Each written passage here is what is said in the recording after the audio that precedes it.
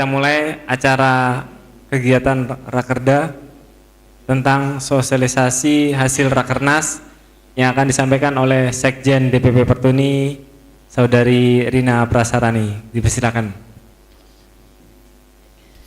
Baik, Assalamualaikum warahmatullahi wabarakatuh. Masih banyak yang baru saja datang ya, saya dengar. Masih capek? Lumayan ya. Oke, saya harap kelelahan kita hari ini justru membawa semangat kita untuk mengikuti Rakerda yang diselenggarakan Pertuni Jawa Tengah. Boleh saya tahu berapa jumlah akhir yang hadir saat ini? 32. Oke. Ada berapa perempuan dan ada berapa laki-laki?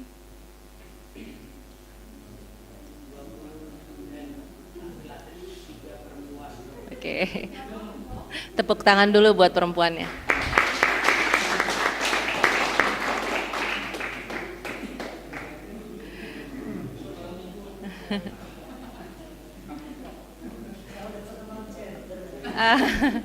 Tiga-tiganya tunanetra perempuannya atau mitra bakti semua malahan?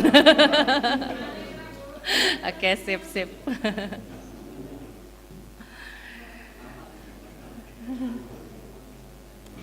Baik, saya di sini diberi tugas untuk mensosialisasikan hasil Rakernas yang telah kita sepakati bersama di rapat kerja nasional. Mungkin dari beberapa kita tahu bahwa Rakernas itu seyogyanya dilaksanakan minimal sekali di antara 2 Munas. Dan kebetulan kemarin Munas kita yang terakhir adalah tahun 2009, yang berikutnya adalah 2014, dan kemarin kita telah berhasil melaksanakan di akhir tahun 2011. Dan ini Rakerda pertama yang diselenggarakan setelah adanya Rakernas 2011 kemarin, jadi hanya selang 2 bulan itu bisa dilaksanakan, dan saya sangat berterima kasih dengan hasil kerja keras para pengurus Pertuni Jawa Tengah, karena memang ini dibutuhkan komitmen yang tinggi dan kerja yang keras serta usaha yang keras untuk bisa menyelenggarakan satu event seperti ini, karena kita tahu bahwa isu tentang disabilitas atau tunanetra itu masih sangat didiskriminasi oleh masyarakat luas. Tapi kebetulan Pak Daru dan teman-temannya ini cukup handal untuk mengangkat isu kita menjadi isu yang perlu diperhatikan oleh pemerintah setempat.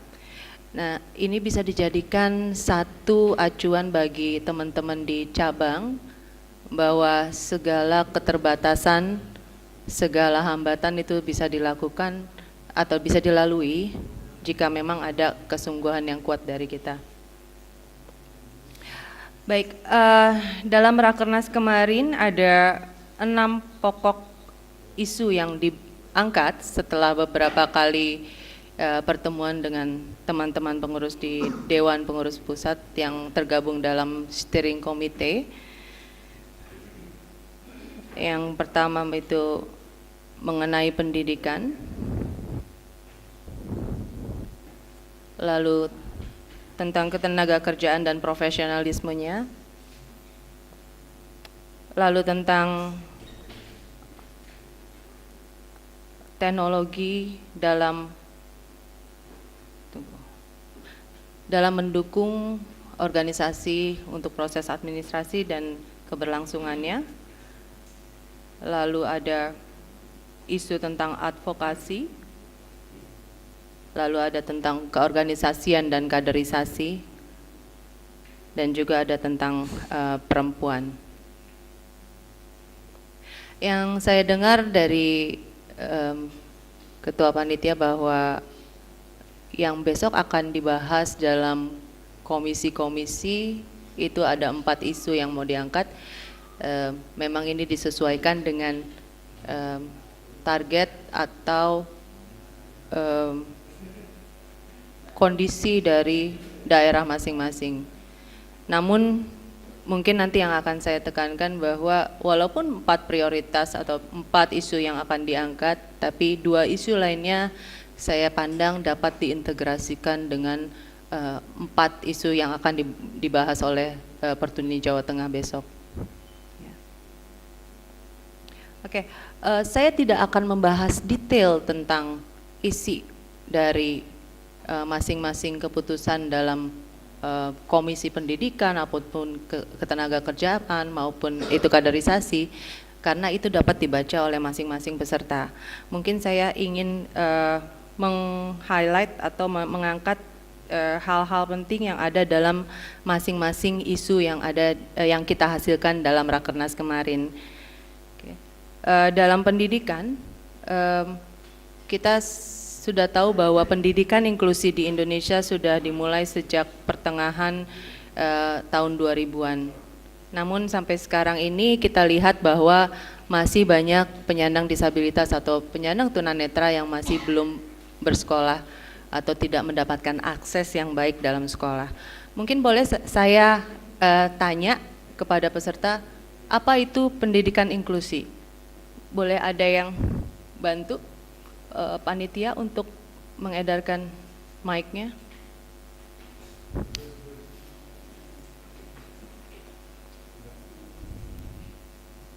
Saya mau dari cabang-cabang ya. Seberapa jauh pengertian teman-teman di sini tentang pendidikan inklusi?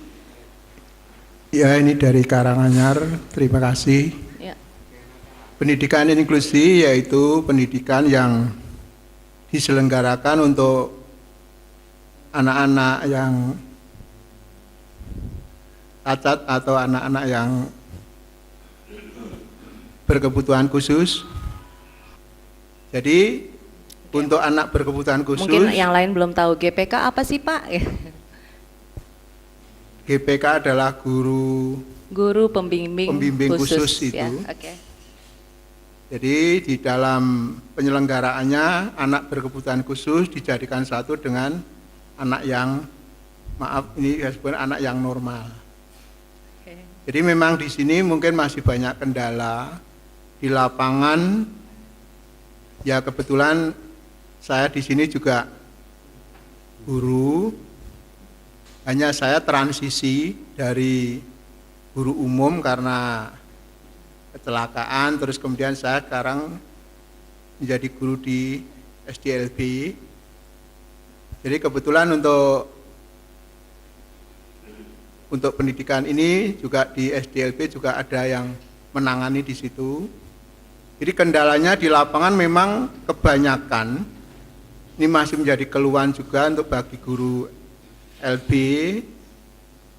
yaitu untuk guru umum itu untuk belum bisa ya istilahnya menyesuaikan atau menerima daripada anak-anak yang berkebutuhan khusus itu. Contohnya, ini anak dulu dari SDLB dimasukkan ke SD inklusi, ternyata belum bisa menerimanya begini, misalnya disamakan, seakan-akan disamakan dengan sekolah umum. Jadi misalnya anak tunanetra, ora iso gambar, lah jelas tunanetra kok disuruh gambar, kan nggak mungkin ini.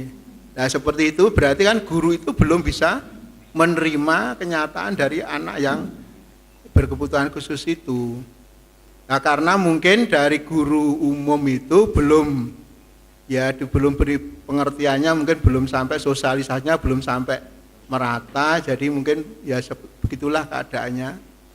Saya kira ini sedikit saya cuplikan itu dulu. Terima kasih.